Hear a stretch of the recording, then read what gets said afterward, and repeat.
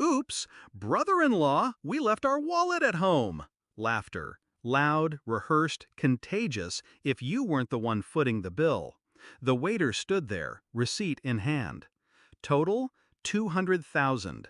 Imported wine, designer desserts, 10-course indulgence, every bite paid for by my silence. My wife's sister grinned like it was a game. Her husband winked.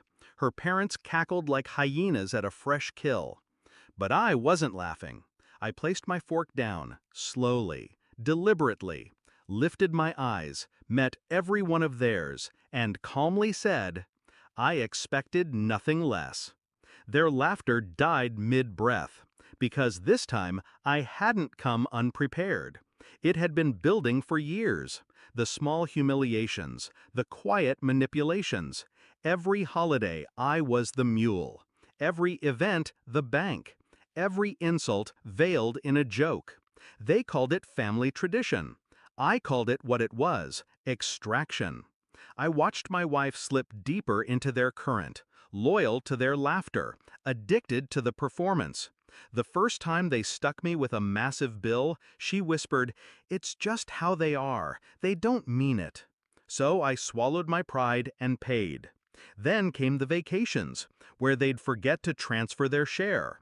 And the emergencies, where I'd cover her father's medical debt only to see him buy a new watch the next day.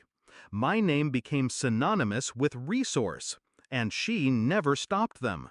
So I stopped reacting. I started planning. I made a note of every charge, every lie. I logged screenshots, bank statements, voicemails. I hired a discreet auditor. It wasn't just dinners. They had drained over $12 million from my earnings in 3 years. But money wasn't the worst part. It was betrayal. The dinners I wasn't invited to, where I was the punchline. The group chats I wasn't in, where they mocked me for being so obedient. Even my wife's messages to her sister. He'll always pay. He thinks it makes him respectable. She knew. They all knew. So I played the part one final time, and waited for the right occasion to return the favor. Their 40th wedding anniversary.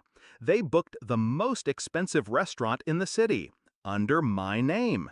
Invited 30 guests, none of them mine.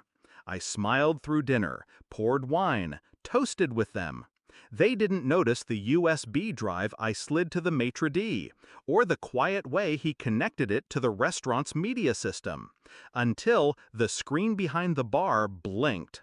And then, a scrolling list of every transaction, every transfer, every message, receipts, recordings, screenshots. My wife froze. Her mother gasped. Her sister turned pale. And her father? He just stared. No one spoke. Until I stood, raised my glass. To family, I said, the kind that takes everything until you have nothing left to lose. I turned to the waiter. Oh, and about the bill, I said. He looked nervous. I wasn't. I'm not paying it. A pause. Then panic. What? Her father barked. You invited us. No, I said. You used me. Again. And this time, the restaurant's security footage will see who really ordered what and who signed the reservation form.